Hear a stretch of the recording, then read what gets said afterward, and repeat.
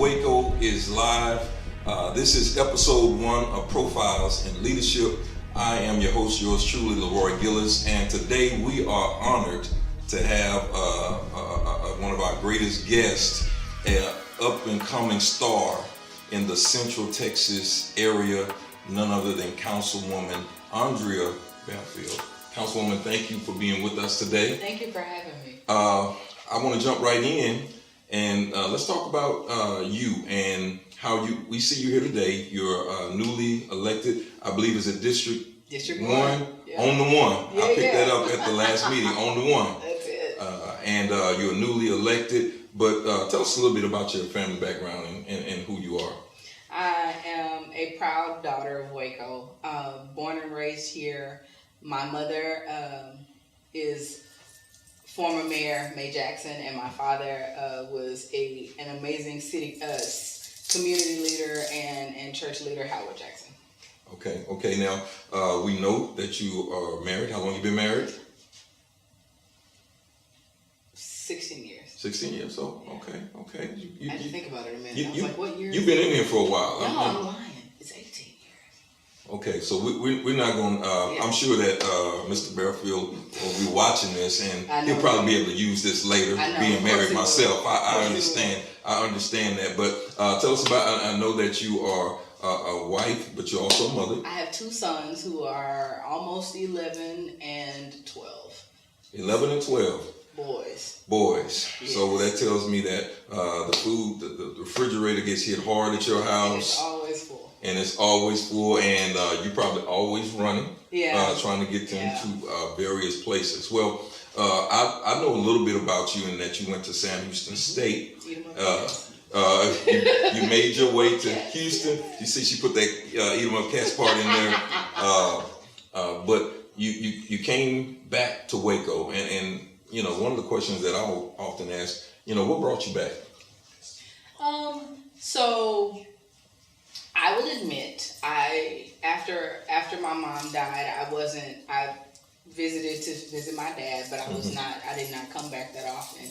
And he passed away she died in 2005, and he passed away in 2014. And so I was, my immediate family, I mean, of course I have our village family here, and we kept with social media, you can keep in touch with anybody at any time, but I had no roots here anymore. And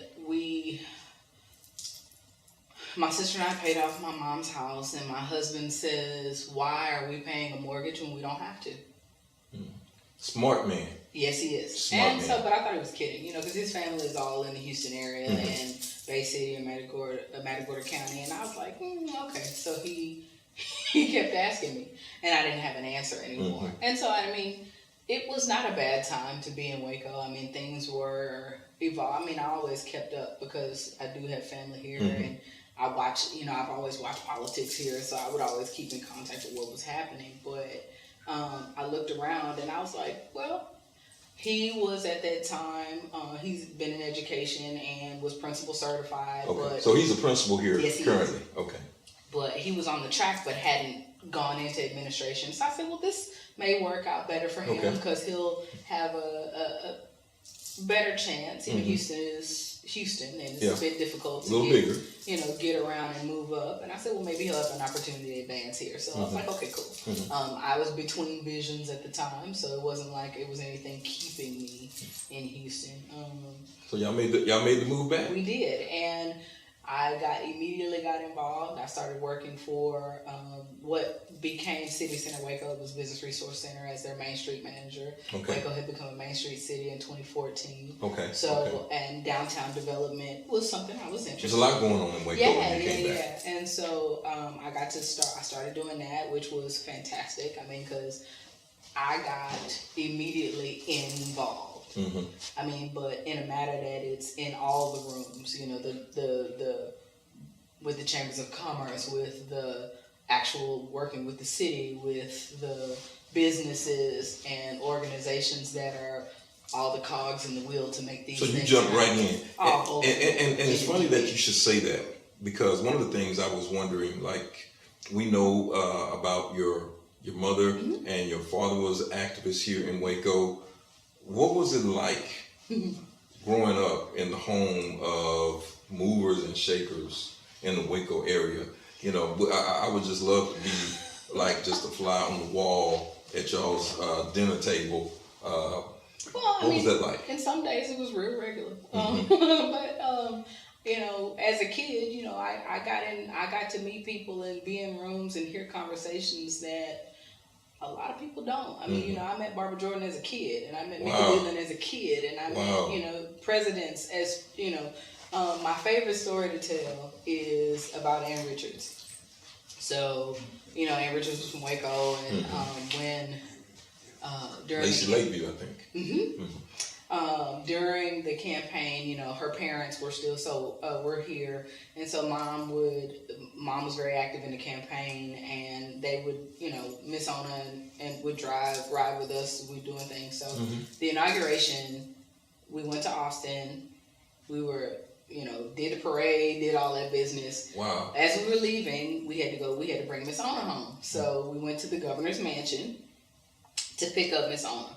So mom's parking the car. She said, go ring the doorbell. So I get out. I was a junior in high school. I get out, ring the doorbell. Ding, ding.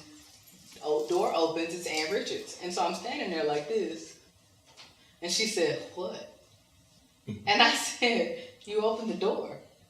And she said, it's my house.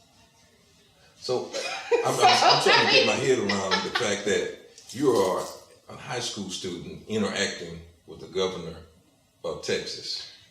Yeah, so I mean that is where it's unusual and where it was an amazing blessing to be able to be in and out of that kind of environment. And you know, it wasn't like mom ever told us, oh, you know, go play because this is adult talk, or go play because this is. So I mean, as long as you were seen and not heard, don't interrupt now. And that's an old term that you don't hear very often anymore. Seen and not heard. Because it wasn't a table I wasn't allowed at. I just knew to be quiet, you know. But I was listening and I was taking all of that in. So it's processes that I did here, and you know, no, I didn't get active forefront in politics until now, but I was always involved. Well, that's a good segue. You are the new councilwoman, District 1. How's that going settling in? Because this is two parts. How's it going settling in? And what's it like holding the mantle of all of this mix? Yeah, it's going really well. We are in a season of transition, and there's a lot of changes that are happening for Waco, period, but especially for District 1. And my job is to ready that change. The change is coming, the change is here, but my job is to ready the change and make sure that my constituents have as much information as they can, which is why we did a town hall that I didn't realize was nouveau. It was a huge success too. I think so. But making sure that not only that all of our constituents have access to information, but they have access to resources. That's one of the things that, you know, over time, we have not had access. That's right. In our community. And it's shameful, but rather than dwell on the past, let us make our make our transition to the future. And get as much, you know, put as much information out there, put as much people in the room that have the information and the resources, so that way now we know what it is, we know where to get it, and they know that we want it. Well, you grew up here, so you've got a perspective of Waco based on what used to be.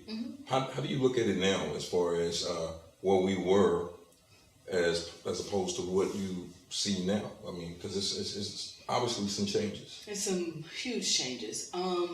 One of the things that I believe is that we have our foundation is so rich and so dynamic and so strong. We have done everything.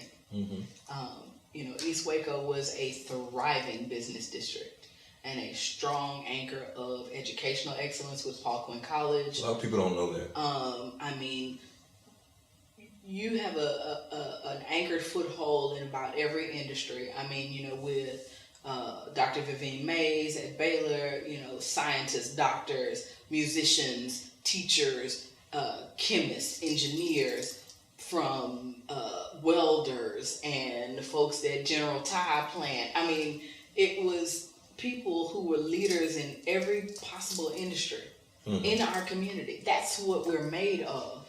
A lot of people don't know about the history of that. They see the building over there. I think it's called Bricks. The Brick. Mm-hmm. Yeah, now it used to be General Tire. General Tire, which was a lot of your black middle class came. They had jobs there, and it's just something of the past now. Well, and so when you lose General Tire, when you lose Paul Quinn College, when you lose Oak Farms plant, when you lose sustainable income for our community and hundreds of jobs and hundreds of career paths in our community, and they're not being, recreated anywhere else, you lost basically your middle class. And so it is our responsibility, and I do believe it can happen, that we get it again. Now, it's going to come in a different way, because it's not like, Oak Farms is still available if anybody wants to bring a plant on Fall Lane. Right. You heard it from the council. It's still available. But, unless we can get industry like that to pop down, it's going to have to come in a different way. It's going to come in the form of our newly generated entrepreneurship ecosystem that we are working on. But it's time for us to get our piece in that. And that goes into another question. So you represent Waco in a lot of respects. You represent your constituency. Mm-hmm. If I'm a business owner, if I'm someone thinking about Waco, why Waco? So Waco is now positioned itself that it is no longer the butt of the joke or the joke itself. Now, whether or not you buy into the fixer-upper hype or not, it is an industry that has changed Waco. Definitely. And, we thank them for their hot tax dollars and the visitors that have come. Because you can't go from 600,000 visitors a year to 2.3, 2.5 million a year and not realize that it has an impact. Is that what our visitation looks like now? Yes. 2.5 million. 30,000 a week. Wow. Yeah. 20 years ago to now. Wow. But we have to get to the point where that has changed Waco, and that's changed Waco's face. So the Waco that is not that Waco anymore, and you shouldn't expect it to be. But why Waco is because now there are unending opportunities. And so if you have an idea, this is a good place to be. Why? Because people are coming here anyway. And so why not put your idea in front of potentially 30,000 people per week? Yeah. Why not become a place that I'm so blessed in my district, because not only do I have the BRIC, which is Baylor Research Innovation Collaborative, I also have McLennan Community College and Texas State Technical College. So, which has an amazing Challenger program. They've got underwater welding, they've got culinary, they've got graphic design, right there. Anything you at can TSTC. A lot of people don't know. And again, that's there. 4-year college and education is not the only way. Trade school will pay the bills, and sometimes it pays the bills faster with shorter student loans. Yeah, that's real talk. So there are more than one ways to skin this cat, my grandmother would say. But those potential opportunities in growth space are happening now. And when we can get new innovative thoughts and minds in our city that's already evolving to a place of growth, and we can finally marry our foundation with our future, it's kind of perfect, right? Yeah, it is. I'm idealistic, and I know that. But I think it's great, and there's so much opportunity that did not exist before. Oh, absolutely. And one of the demographics that I think really can benefit from this is the African American demographic, and we're getting ready to move into Black History Month. So when you think about all of the things, we all know about the I Have a Dream speech, but when you think about Black history, civil rights, how do you think about Waco and our opportunities for African Americans here in Waco? So what we can never forget is where we came from. And we can never forget that Waco's history is marred with devastation.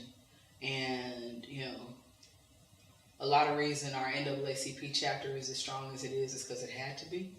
I tell folks all the time, Jesse Washington was not the only man that was lynched in Waco. Yeah. He's just the one we know more about. And that brought focus and attention on that light here in Waco. But just as, Jesse wasn't the only one on that respect, Doris Miller wasn't the only one on another respect. Yes, yeah. There are so many amazing Wacoans that have made a way to make history in this city. And the reason I think it's a prime opportunity for young people, young African American people, young people of color to come into this city is that the city itself is at a point where publicly we realize the tragedy of marginalizing a group of people and are willing to, from a policy perspective, acknowledge that and make a shift to change it. You've got a city council and mayor who is dedicated to equity and inclusion. And we are working on writing policy to say that. So, when it comes to doing bids in government and for those new entrepreneurs to come in, that, we recognize that we have left out a group of people, and we're working to make sure that from an equity perspective, everybody gets a chance to eat at the table. I like that. We're getting ready to wrap it up, but I want to give you an opportunity. Maybe it's something that you want a message you want to just get out to your constituency. While they're not the only ones watching, you do represent the one, District 1, and if it's something that you want to get out to them, just say something to them. We want to allow you this space to do that. And I'm so excited and grateful for your programming because it's something that hasn't happened here and hasn't been a representative voice,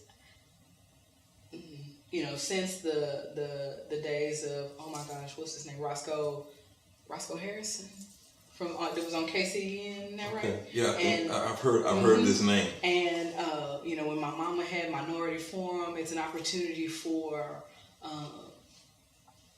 folks, African American folks of color, to get their stories told. So thank you for that at first. What I will say is one of the best things about me sitting in this seat is, historically, Elm Avenue was the entry point to Waco, Texas. Before I-35, when people came on the Chisholm Trail, when they took their horse-drawn carriages into the city to cross over the newly created suspension bridge to do their business, they came down Elm. That's District 1. So I say one Waco, I say on the one because that's the beginning. All right. And as much a responsibility as I have to my constituents in District 1, it's my responsibility to the citizens of Waco. I like it. And, it's cliche, but rising tides do lift all boats. And so I think that when my district is strengthened, and I mean, it's never been weak, but it hasn't been as fortified as it could have been. And so the best I can do is fight every day to strengthen, to educate, to promote access to resources for the constituents of District 1. That gets done, Waco's better. District 1 is better, District 2 is better, 3 is better, 4 is better, 5 is better, we're better. And that way you, without a doubt, stick your chest out. Where you from? Oh, I'm from Waco. The code. That's it. Well, we want to thank Councilwoman Fairfield for coming in and just being a part of the show today. The insight she's given us, I think, is going to be a tremendous blessing to those that watch. I think that District 1 is in good hands. You got someone that has perspective about the city, where it came from, where it is now, and where it's going. Thank you for tuning in to Waco Is Live Profiles in Leadership. Again, this is your host, LeRoy Gillis, and we hope to see you soon.